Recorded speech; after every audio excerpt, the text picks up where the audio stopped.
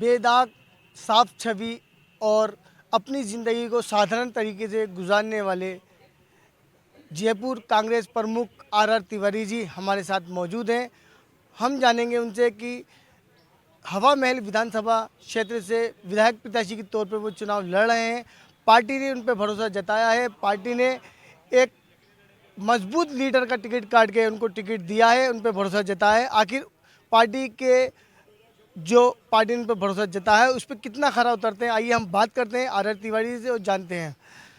तिवारी, सबसे पहले तो आपको बहुत बहुत शुभकामनाएं कि आप एक साफ छवि के, एक बेदाग और अपनी ज़िंदगी को साधारण तरीके से गुजारने वाले इंसान हैं। ख़ास तौर पे आप जयपुर कांग्रेस प्रमुख भी हैं। ऐसे में पार्टी ने आप पे भरोसा जताया है और आपको हवा महल विधानसभा क्षेत्र का विधायक प्रत्याशी बनाया है। ऐसे में आप किन मुद्दों के साथ चुनाव लड़ेंगे और जनता के बीच जाएंगे? भारतीय जनता पार्टी के केंद्र नेतृत्व लगातार 14 साल से 2014 से 2023 में देश में महंगाई को लगातार बढ़ने दे रहा है। देश में नौजवानों के सामने रोजगार का संकट पैदा हो रहा है।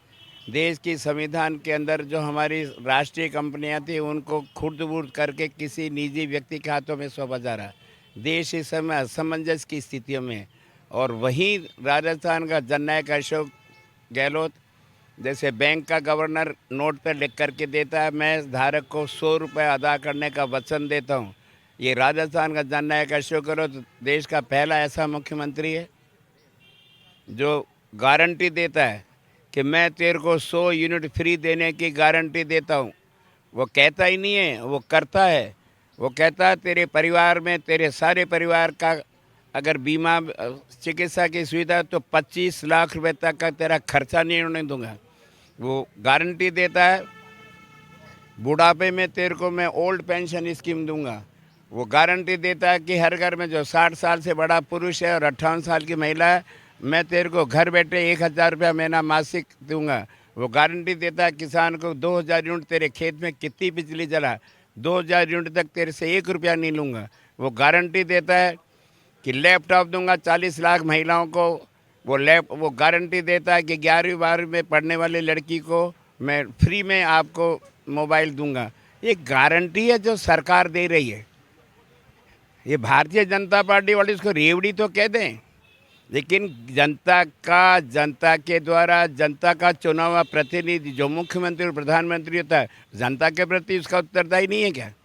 कि अगर बीमार पड़ जाए तो उसकी फ्री सेवा कराए, अगर शिक्षा तो उसको निःशुल्क शिक्षा दिलाए।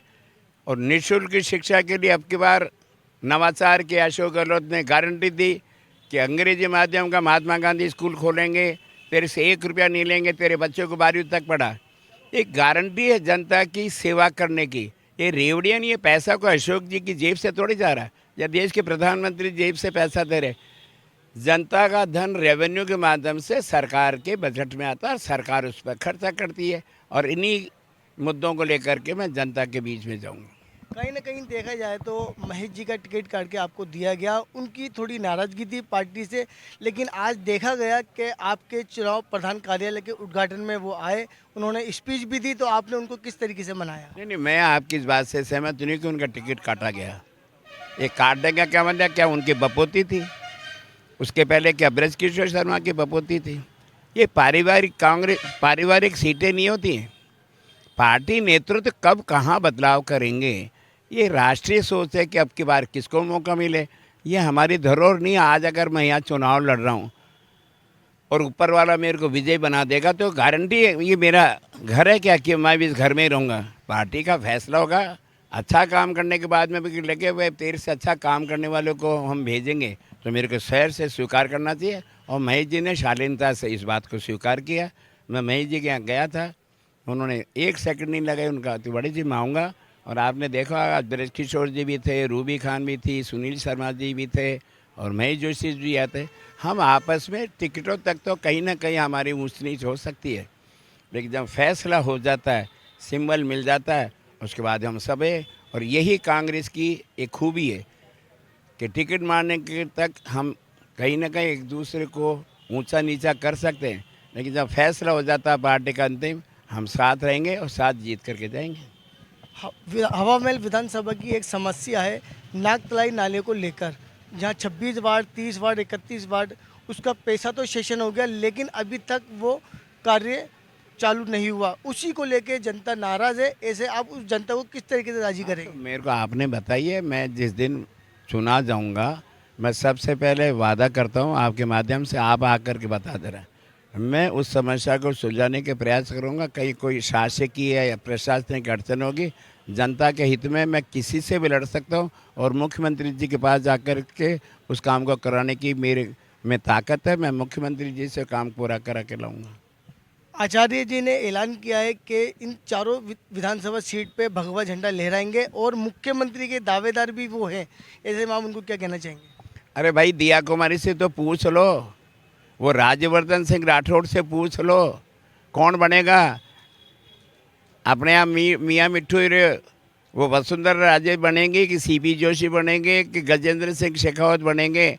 मैं यही कह रहा हूँ, लगातार एक साल से मैं प्रवक्ता हुई टीवी डिबेट में जाता हूँ। राजस्थान का भाजपा का नेतृत्व जितना कमज़ोर है, मैंने कभी नहीं देखा।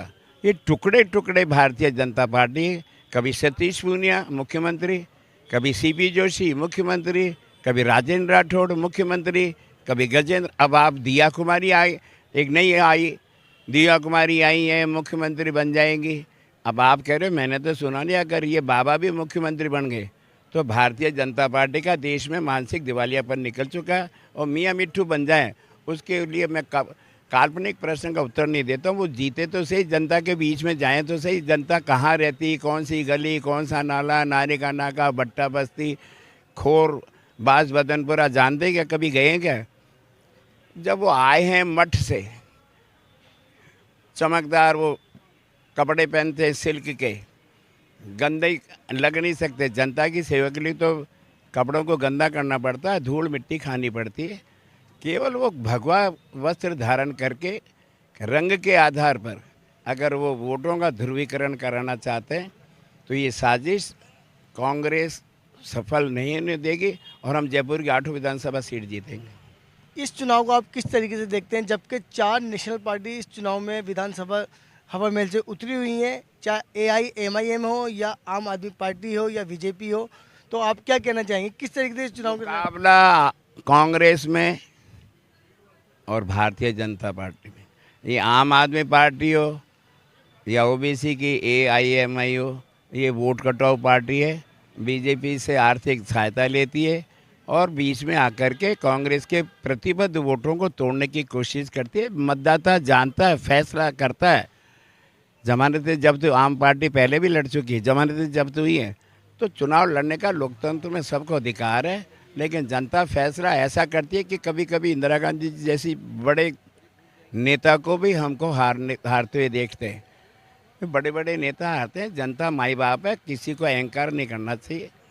तिवारी जी, 4-5 दिन बाद दीपावली है, ऐसे में आप अपने क्षेत्रवासियों को, जयपुर वासियों को, राजस्थान वासियों को दीपावली की शुभकामनाएं किस तरीके से देना चाहेंगे? अच्छी याद दिलाई। दीपावली राष्ट्रीय त्यौहार है, कांग्रेस का नहीं है, राष्ट्रीय त्यौहार है, सनातन का त्यौहार है और हिंदू और मुसलमान, सिख, ईसाई सब मिलकर के मनाते हैं। भाई, जब दीपावली की पूजा होने के दूसरे दिन रामरामी होती है पूरे देश में, मुसलमान हिंदुओं के घर आते हैं, रामरामी करते हैं, हम लोग हिंदुओं मुस्लिमों के जाते हैं, मिठाई खिलाते हैं।